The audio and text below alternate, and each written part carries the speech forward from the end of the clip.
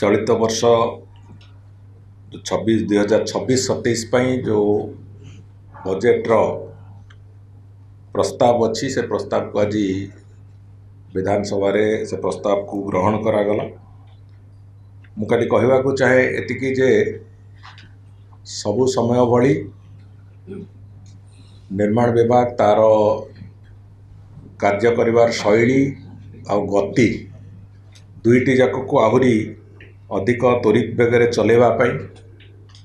जहाँ आवश्यकता थिला इथर बजेट रे से कथा प्रतिफलित होईची एवं जो योजना गुड़ी को आम हाथ को नहींचु से ये समस्त कथा प्रतिफलित होईची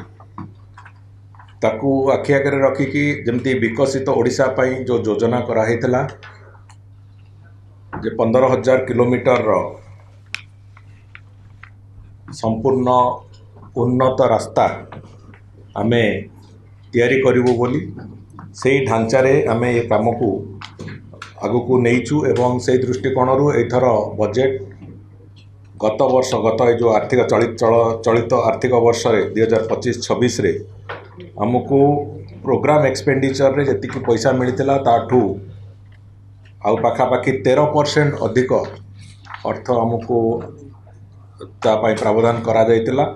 एवं 10,726 कोटी टंकार प्रोग्राम एक्सपेंडिचर रो व्यवहार तार से कथा आज विधानसभा रे गृहीत होईची एवं एडमिनिस्ट्रेटिव एक्सपेंडिचर जोटा एस्टाब्लिशमेंट ऑपरेशन एंड मेंटेनेंस दृष्टिकोण से गत वर्ष आम 2500 कोटी टंका पाइलु ए वर्ष से भी 9% वृद्धि कराई 2725 कोटी टंका आम एथर पाइचु एवं से कथा को भी विधानसभा रे ग्रहण कराई। मो आपण मानक आगे कहवाक चाहे जे निर्माण विभाग पाखापाखि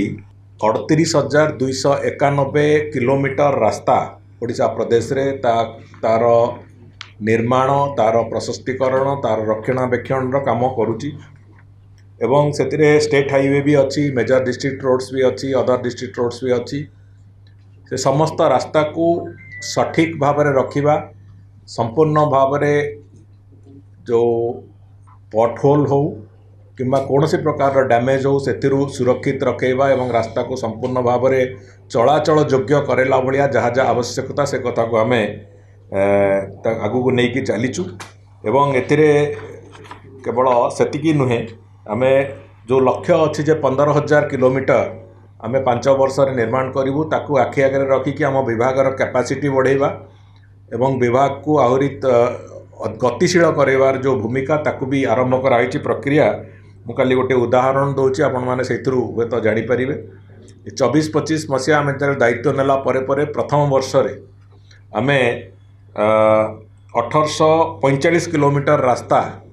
निर्माण करूँ एवं सेतिरे गति आणिकी से आहरी त्वरान्वित करिकी से काम को आहरी कैपेसिटी बढ़ेवा परे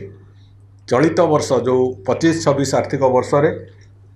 आमे 3,239 किलोमीटर रास्ता निर्माण करिछु एवं सेतिरे केवल रास्ता नुहे संख्याधिक ब्रिज एवं विभिन्न बिल्डिंग ए सब कथा आरंभ करिछु।